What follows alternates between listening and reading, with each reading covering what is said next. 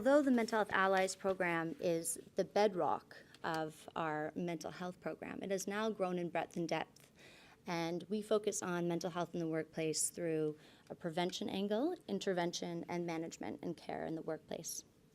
So prevention, as I'm sure you'd understand, is about reducing stigma, raising awareness, and educating about how to spot signs and symptoms in ourselves and our colleagues.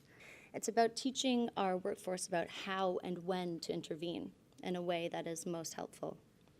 So we teach our frontline support in HR around different triage processes and run them by case studies depending on the severity of the issue. We also have an employee assistance program run by Bupa, our private healthcare company. So the management piece is around helping those who have mental health conditions live a productive work life, but also to help those who take a leave of absence return in an easy way, which is as empathetic as possible.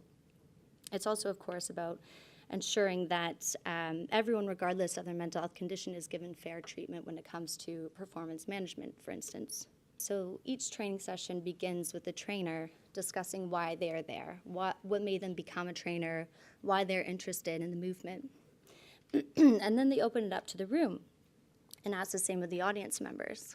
And one by one, each person goes around and explains why they care. And what we find is you have a managing director opening up and being vulnerable and authentic in front of an analyst, and it essentially flattens the hierarchy. And after each session, we give the participants a different color lanyard. And so this makes them visible in the workplace as an ambassador and an ally. So what they aren't, obviously, is someone who can offer clinical governance or advice on how to diagnose. They're there to listen, and they're there to prove that they care. So now we are well on our way of reaching our FY20 goal of having 20% of our workforce mental health ally trained. We are currently at 15%. So in order to ensure that all of these allies stay engaged in the program, we run monthly continuous learning calls on topics related to mental health. So we bring in experts to discuss matters that are chosen by our allies. For instance, how to prevent stress from becoming chronic stress, or how to deal with a family member who is suffering from depression. And what this does is brings it home to an Accenture context. When you have someone speaking about how they, at that moment, are dealing with their anxiety in the workplace, it really creates this understanding and, in turn, makes the calls more memorable. Throughout the year, we run initiatives such as Time to Talk Day and Mental Health Awareness Week, which I'm sure many of you know are nationwide campaigns.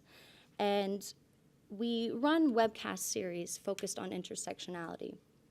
So we will have members of different diversity groups come on to discuss how mental health affects their network in a specific way. So for instance, we had members of the Pride Network come on to discuss mental health struggles when coming out to their community.